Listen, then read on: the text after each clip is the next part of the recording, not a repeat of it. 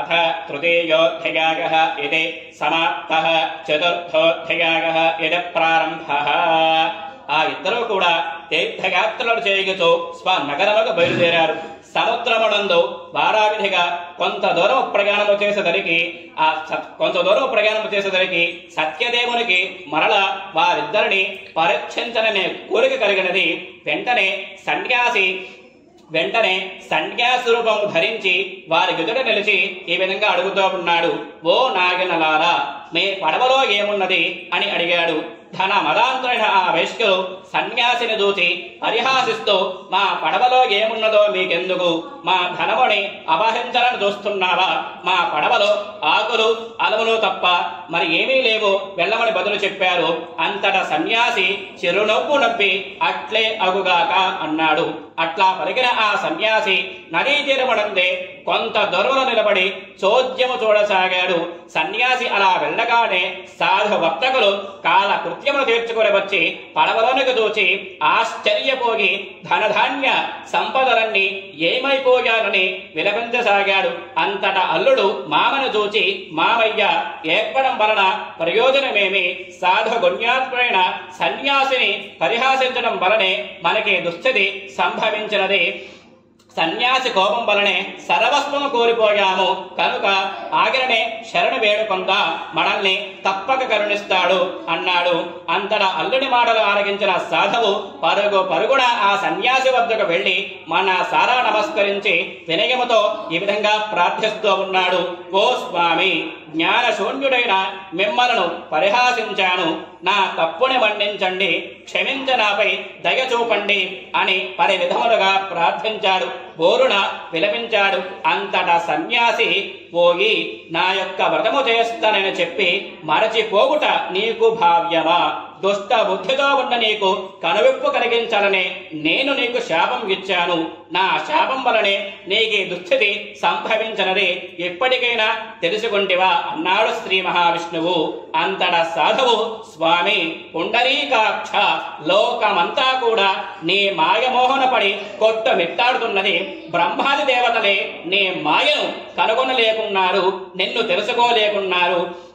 మానవ మాత్రుడను నేనెంతవాడను తండ్రి, నే మాయలో చిక్కుకున్న సూక్ష్మ అజ్ఞానిని, నీ యొక్క అనుగ్రహమునకై దూరమై తపించుతున్న అభాగ్యులను తండ్రి.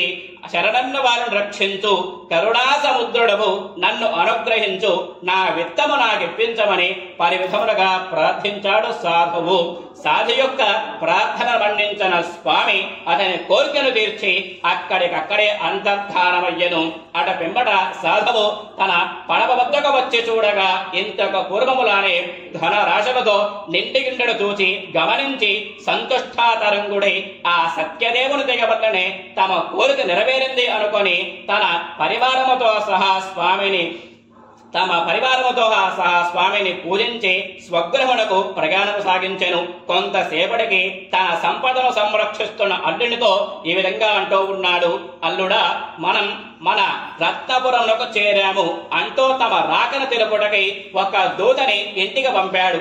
ఆ దూత నగరానికి పోగి లీలావతితో, అమ్మా నమస్కారము, మన అయ్యగారు అల్లుడు గారు వచ్చారు, బంధుమిత్రులతో కలిసి వేయించేశారు, ఇప్పుడే పడవ వచ్చింది అనే వార్తను చెప్పాడు. అంతట లీలావతి దూత మాటలు విని సంబరపడి, అమ్మాయి కళావతి, సత్యనారాయణ వ్రతాన్ని త్వరగా ముగించిరా అమ్మా, నేను పడవ వద్దకు పోతున్నాను, నీ తండ్రిని భర్తను చూచుటకు త్వరగారా అని చెప్పింది.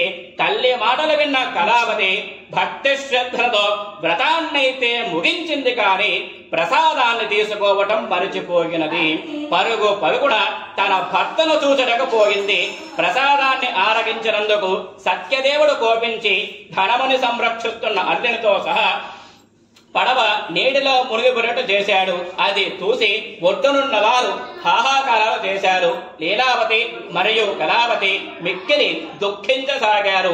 హఠాత్తుగా పడవ మునిగిపోయినకు తల్లి నెత్తీనూరు బాదుకుంటూ బాధపడుతూ విలపిస్తూ భర్తతో ఇట్లా అన్నది, ఏమండి అల్లుడు ఇంత హఠాత్తుగా పడవతో సహా ఇట్లా మునిగిపోయాడు, ఇది అంతా దేవుని మాయగాక మరి ఏమిటి అంటూ దుఃఖపడసాగింది. కళావతి భర్త మునిగిపోయినందుకు పడి పడి ఏడ్పసాగింది.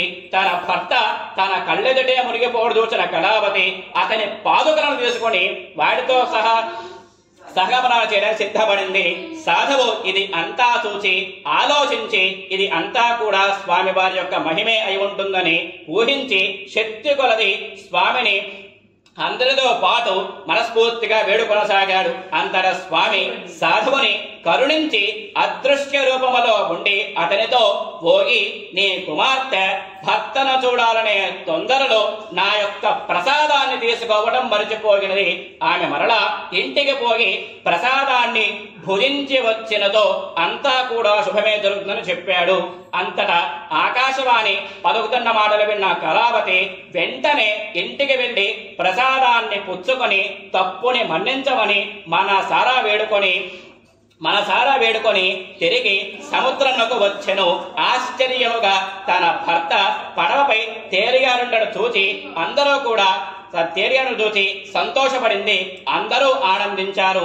అంతట కళావతి తండ్రితో ఇట్లా అంటూ ఉన్నది, ఓ తండ్రి, ఇక ఆలస్యం ఎందుకు, ఇంటికి పోవుదాం రమ్ము అనెను. అంతట సాధువు అక్కడే అందరితో కలిసి సత్యనారాయణ వ్రతాన్ని చేసుకుని ఇంటికి పోయాడు. అటు పిమ్మట ఆ వైశ్యుడు తన జీవితాంత కాలము కూడా ప్రతి పౌర్ణమి తిథియందు రవి సంక్రమణ సమయమందు వ్రతం చేస్తూ సర్వ సౌఖ్యములు పొంది అంత్యకాలమున అమరలోకానికి ఎగాడు. అథ హర నమః పార్వతీపత.